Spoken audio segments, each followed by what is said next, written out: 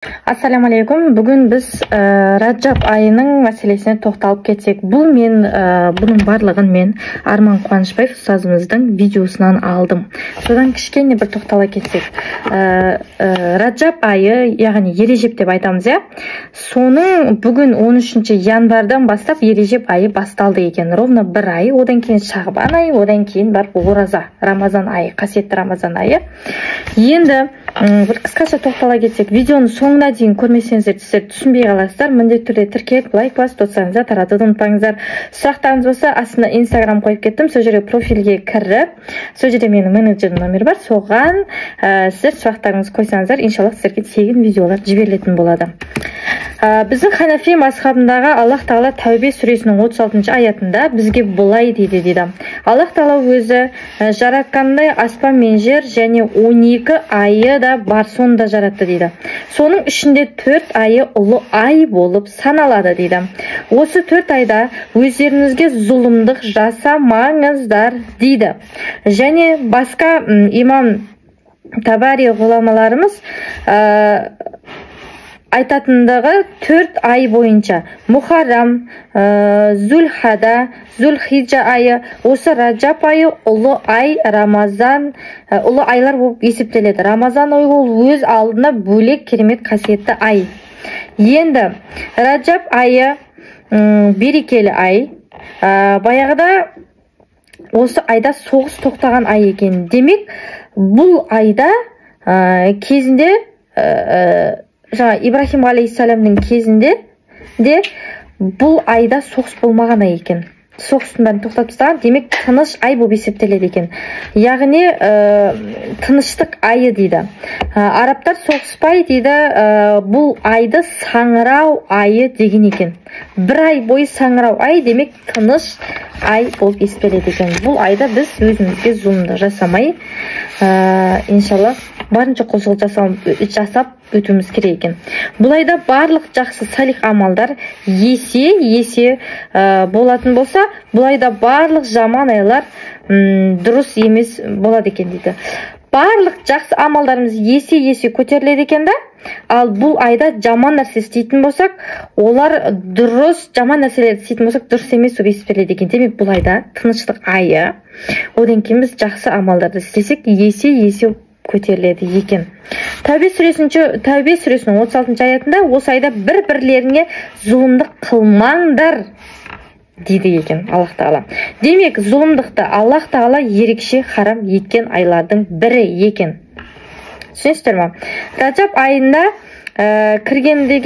Раджаб айы кірген кезінде Мұхаммед пайғамбарымыз саллаллаху алейхи вассаламның айтатын дұғасы бар екен. Мысалы, бүгін кірді, біз бүгін осы дұғаны айтсақ болады екен. Аллахума барик лана фи раджаб, Аллахума барик лана фи раджаба деп айтылады екен. Ва шағбана ва балиғна рамадана дейді.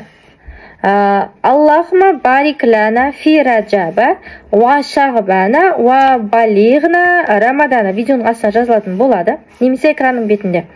Аллахым бізге, мағынасы, Аллахым бізге осы раджабта және шағбанда береке бере көр дейді. Міне, қазір Раджаб айы кірді. Бүгіннен бастап, 13 январдан бастап, 2024-тен бастап кірді, е? Одан кейін Шағбан айы, одан кейін Рамазан айы. Сол кезде Мұхаммед пайғамбарымыз осылай дұға қылған екен. Я Аллах Тағалам, бізге осы Раджабта және Шағбанда береке бер, Рамазанға жеткере көр дейді екен. Демек, осы 2 айда біз құлшылық жасап, жақсы нәрселерді істеп, зұлымдықтың бәрін тоқтатып, Рамазанға таза болып кіруіміз керек екен. Бұл сахих хадиске жатпайды. Зайф хадис болғаныменен, зайф хадис деген ол әлсіз хадис дейді. Болғаныменен дұға ретінде қолдануға болады дейді. Бұның барлығы мен Арман Қуанышбаев ұстазымыздан алып отырмын. Тағы да ескере кетейін.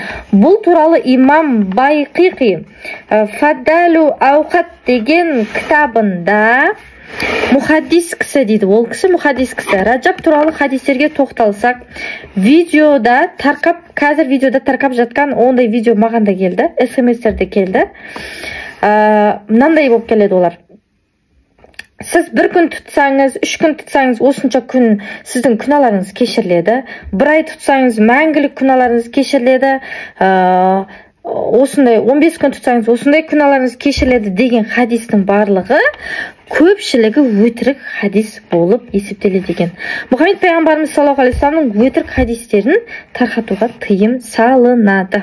Ертең оған да жауап береміз. Сондықтан абай болыңыздар.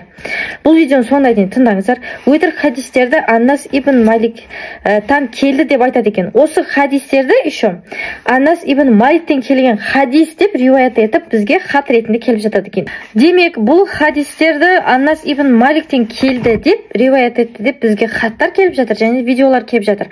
Мынанша күн тұтсаң, именно күнін айтады.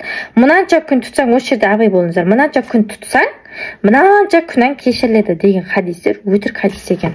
Ескерту. Енді екі сахих хадис бар екен. Бұл сахих хадис деген ол өтірік. Демек, сахих хадисті біз айтып кететін болсақ, екі хадис бар екен. Сахих хадис Сайд ибн Жубайрда келген хадис, сахих хадис Муслимда риуаят етілген дейді. Біз осы сахабадан бір кісі кеп сұрады дейді. Осы сахабадан бір кісі кеп сұрады. Раджаб айы туралы маған айтып берші деген кезде пайғамбарымыз саллаллаху алейхи вассалам 12 айдың ішінде ол айтып жатыр. Пайғамбарымыз саллаллаху алейхи вассалам 12 айдың ішінде Рамазаннан басқа дейді. Рамазаннан басқа, соны 11 ай болды ма, бір жылдың ішінде ораза тұтқан кезде бұл кісі оразасын ашпайтын шығар, өмір бақи оразасын ұстайтын шығар деп ойлайтынбыз дейді. Ал кейде оразаны тоқтатып қойған кезінде бұл пайғамбарымыз саллаллаху алейхи вассалам ораза намаз жоқ па деп ойлайтынбыз деген екен. Яғни пайғамбарымыз саллаллаху алейхи вассалам Раджаб айында оразаны қаласа тұтқан, қаламаса тұтпаған деген мағына шықты. Демек, бұл айда қалағанымызша ораза ұстаймыз, қаламағанымызша тұтпаймыз. Өзіміз білеміз, қанша тұтсақ та тұтпасақ та. Және де тұтсаңыз, қаламағанша тұтпасаңыз, және бұны уәжіпке, міндетке айналдырмаңыз. Бұл жаңағы Ережеп айында міндетті түрде осынша күн тұту керек, ол істемесем болмайды деп біреуге айтып, оны біреуге міндеттеп, еще өзіңе міндеттеп, ол дұрыс емес дейді. Екінші шын сахих хадиске келетін болсақ, бұл Шағбан айында келген хадис. Шағбан айына Усама ибн Зайдтан келген риуаят пайғамбарымыз саллаллаху алейхи вассалам өзінен бұл Шағбан айы туралы сұраған кезде дейді пайғамбарымыз саллаллаху алейхи вассалам.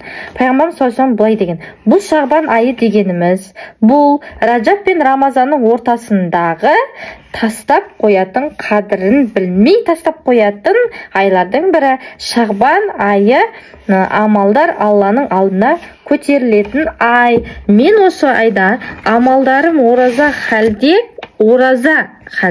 көтерілгенін жақсы көремін деген екен. Демек, Раджаб айы бұл Шағбан айын айтып жатыр. Шағбан айы деген Раджаб айы менен ораза айының ортасында тұратын керемет ай. Бұл айда адамдар көбінесе осыны тастап қояды, білмей тастап қояды дейді. Бұл керемет ай дейді. Пайғамбарымыз саллаллаху алейхи вассалам айтып жатыр. Сіздерге түсіндіріп жатырмын. Демек, бұл айда мен ораза тұтып, нәпіл оразаларды тұтып, сондайды жақсы көремін. Амалдарымды ораза ретінде барғанын Аллаға жақсы көремін деген екен. Раджаб, Шағбан айларында өзіңіз қалағаныңызша, бұдан қандай тұжырым шығады? Раджаб, Шағбан айларында өзіңіз қалағаныңызша ораза тұтасыз. Мынанша күн, мынаншасынан бастап, мынанша сауап жазылады, күнәлар кешіріледі деген жоқ. Өзіңіз қалағаныңызша тұтасыз, өзіңіз білесіз. Тұтсаңыз сауап, ниет тек қана сауап болу керек. Ниет болды. Тек мына Ережеп айында біз міндеттеніп тұтуымыз керек деген ниет дұрыс емес. Тек сауап ретінде ғана тұтсаңыз болады. Тұтпасаңыз күнә болмайды. Түсіндіре алдым ба? Және өзіңізге тұт деп болмайды дейді. Біреуге тықпыштауға да болмайды дейді. Дұрыс емес дейді. Өтірік келіп жатқан хадистер 1, 2, 3, 4, 5 ай тұтсаң болады деген хадистердің көпшілігі өтірік. Ішінде заиф хадистер, әлсіз хадистер де бар дейді.